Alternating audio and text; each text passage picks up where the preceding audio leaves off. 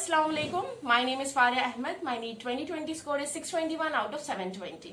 मैंने अपने previous video में ड्रॉपर्स के लिए टाइम टेबल बताया था फॉर नीट 2021। इस वीडियो में मैं 12th फ्रेशर्स के लिए टाइम टेबल बताऊंगी और मैं ये भी बताऊंगी कि हमें बोर्ड्स और नीट को साथ में कैसे मैनेज करना चाहिए। So let's begin the video without wasting any time.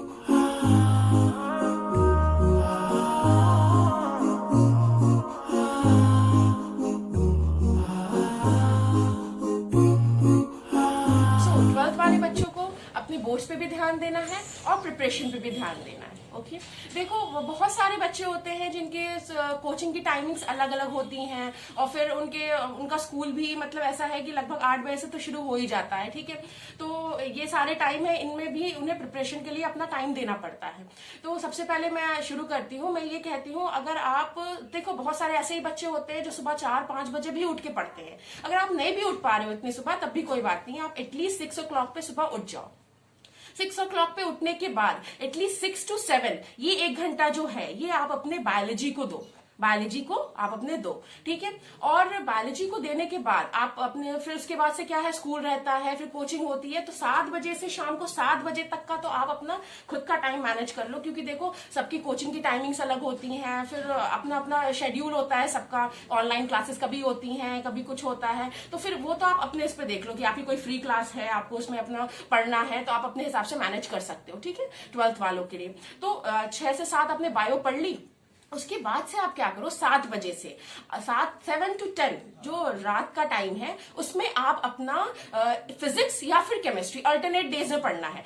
उस दिन या तो आप फिजिक्स पढ़ोगे, दूसरे दिन आप फिर केमिस्ट्री पढ़ोगे, ऐसे करो आप। ठीक है, 7 to 10, ठीक है, ओके। और हाँ, अब जैसे ही आपका चैप्टर कंप्लीट हो जाएगा तो आपको 2 चीज करनी है। आपको सिर्फ नीट के लिए तो प्रिपरेशन करना नहीं है, आपको अपने बोर्ड्स के लिए भी करना है। तो आपको 2 चीज करनी होगी। पहली चीज ये, आप पास्ट 5 years के चैप्टर वाइज बोर्ड्स के जो क्वेश्चन आए हुए हैं उन्हें भी लगाना है आपको, और पास्ट 10 years के नीट के क्वेश्चन करो आप चैप्टर कंप्लीट होने के बाद। अच्छा, और जो भी आपके पास मॉड्यूल्स है उनके क्वेश्चंस तो आपको करने ही है। तो मैं आप लोगों को ये सजेस्ट करूंगी कि हर चैप्टर के आप 100 क्वेश्चंस प्रैक्टिस कर लो। ठीक है, बट ये ध्यान रखना, जैसे ही चैप्टर कंप्लीट हो you have to do 2 things. First is last 5 years के आपको बोर्ड्स के क्वेश्चन प्रैक्टिस करने हैं और लास्ट 10 years के नीट के, और जो आपके साथ में मॉड्यूल है उसके क्वेश्चंस करने हैं। ठीक है, ये आपकी वो स्ट्रैटेजी होनी चाहिए। हाँ, हमें इस हिसाब से पढ़ना है। ओके, बायो में भी आपको ये करना है, जैसे आपका चैप्टर कंप्लीट हुआ उसके बाद आपको ऐसे ही क्वेश्चन प्रैक्टिस करने, क्योंकि आपको साथ में 2 चीजें लेकर चलनी है। ओके, बोर्ड की भी प्रिपरेशन करनी है, नीट की भी प्रिपरेशन करनी है। ओके, अब मैं ये बताती हूँ कि किस क्लास का हमें पढ़ना चाहिए। पहले तो सबसे पहले मैं ये बताऊंगी कि आज तो 5 नवंबर है। अगर आप 6 नवंबर से भी अपना ये शेड्यूल स्टार्ट कर रहे हो तो सबसे पहले आप अपना 12th का कोर्स कंप्लीट कर लो। 12th क्या है, आपके रनिंग में है और आप उसको अच्छे से बेस्ट वे में प्रिपेयर कर लो ताकि आपके बोर्ड्स में ही प्रॉब्लम ना हो। देखो, नीट और बोर्ड्स में कोई फर्क है? क्या फर्क है? जैसे बोर्ड्स में क्या होता है, हमें अपने थ्योरी पे ज्यादा ध्यान देना पड़ता है, और डेरिवेशंस जो होते हैं फिजिक्स के स्पेशली, और केमिस्ट्री में भी कुछ होते हैं, तो उन्हें हमें स्पेशली और टाइम देके पढ़ना होता है, क्योंकि वो हमारे बोर्ड्स में ज्यादा पूछे जाते हैं।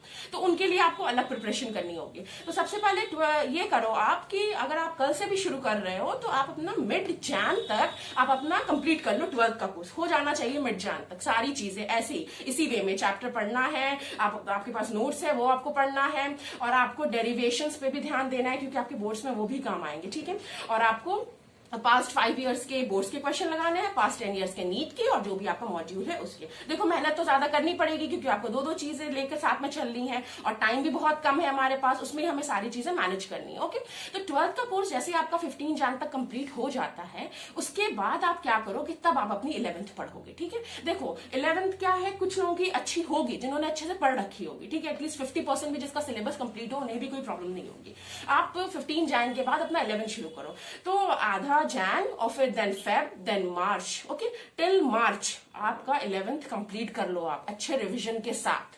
ठीक है, और फिर क्या होगा, मार्च में मार्च में आपके ऊपर बोर्ड्स के भी प्रेशर होंगे, तो आप क्या होगा कि अपना 12th का बोर्ड का आपकी ऑलरेडी तैयारी होगी, तो आपके अंदर एक कॉन्फिडेंस होगा, आप साथ में उसको रिवाइज भी कर लोगे और 11th भी आपकी साथ साथ चलती रहेगी। ठीक है, तो मार्च तक आपका ये हो गया, आपके बोर्ड्स भी खत्म हो गए, आपके प्रैक्टिकल्स भी हो गए। अप्रैल का जो मंथ है इसमें आपको क्या करना है, 11th और 12th दोनों रिवाइज करनी है, अच्छे से रिवाइज करनी है। और लास्ट के मंथ में क्या करना, मॉड्यूल्स के क्वेश्चन करने मत बैठना, या मॉड्यूल्स में जो इंपॉर्टेंट क्वेश्चन होंगे आपके जिन्हें आपने स्टार मार्क कर रखा होगा, सिर्फ वही करना, सारे क्वेश्चन मत करना। देखो लास्ट का जो महीना होता है ना, उसे हमें बहुत ध्यान से उसमें बहुत ध्यान से हमें पढ़ना होता है, बहुत स्ट्रैटेजी के साथ, कि हम सारी चीजें भी रिवाइज कर लें और हमारा अच्छा स्कोर भी हो जाए।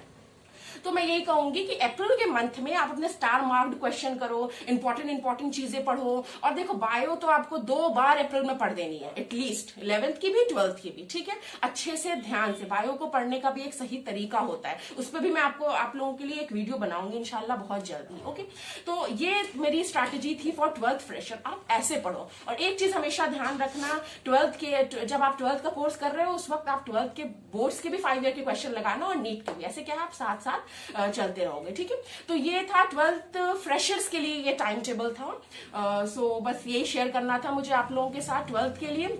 और नेक्स्ट वीडियो में इस पे बनाऊंगी कि मेरी क्या स्टोरी, मैं अपनी स्टोरी शेयर करूंगी आप लोगों के साथ अपने नेक्स्ट वीडियो में।